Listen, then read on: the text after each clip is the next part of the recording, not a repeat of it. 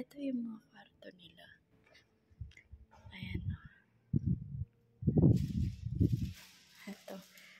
La Encomienda Templaria de Península, 1294 to 1307. Ayan siya. Villa Tiri, La Salsaderia, Albucacer, Saratella, Colts, Villanueva de Alcolea, Seward. Yan yung isang kastilyo na pinuntahan namin. Tapos yung Putpis. Tapos ito yung Península. Nasa gilid siya ng dagat. Kaya pala ayan, magkakatabi pala. Pero ang pinaka malapit talaga sa sa bundok-bundok, ito yung Pulpis. Yung Seabird medyo malapit sa dagat, yun na lang bundok siya kaya hindi makita. Ayan na.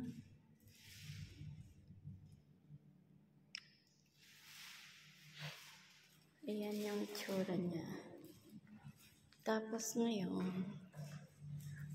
pasok naman tayo dito sa isang kwarto. Kita nyo naman, parang nakakatakot yung kwarto. Ang hagdanan niya. Ayan. Oh, grabe. Paano nagawa ng mga Espanyol to? Is this the Castillo de Península, guape? Is this one? Ito pala yung tsura niya.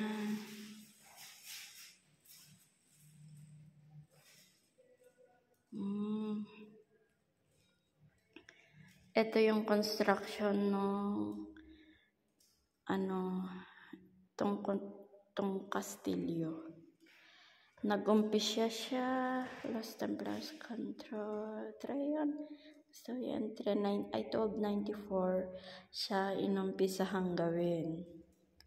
El Tomas Alto de until 1307. Grabe. Ayan yung mga na-drawing na kung paano nila ginawa. As in talagang mano-mano. Tas ang kapal pa ng ng wall na pinatayo nila. Ito na siya. Ayan na siya. Oh. Grabe. Etong mga bato na to, yan yung mga ginamit nila para sa pagbuo ng kastilyo. Mga bato yan ha. Ang bibigat kung paano nabuhat ng mga ng mga Espanyol paakyat. Kaya ang taas-taas nito. El Arte de la Construction. Ito yung little, yan yung niya, tsura niya. Tapos ito, i-drenowing nila yung bawat parte ng kastilyo na natatapos. Ayan o. Grabe. Yan yung mga ginagamit nila dati. Yan pala ang ginagamit nila dati para ilagay nila yung mga bato.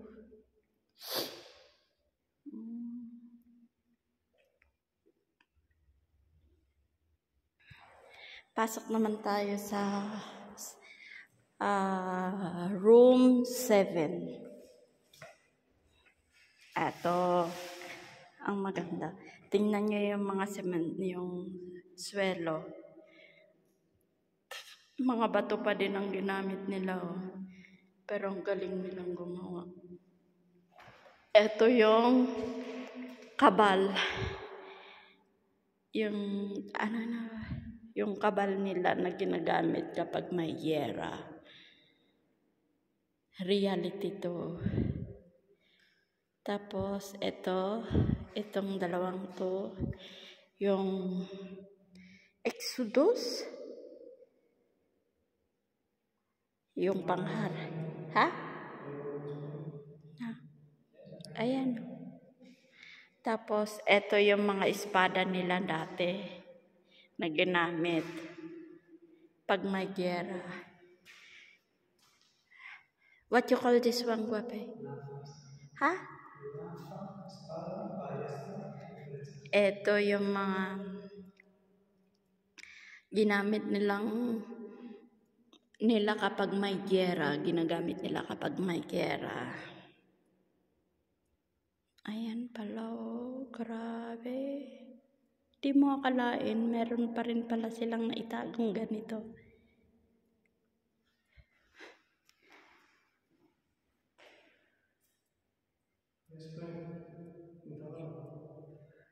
Wait.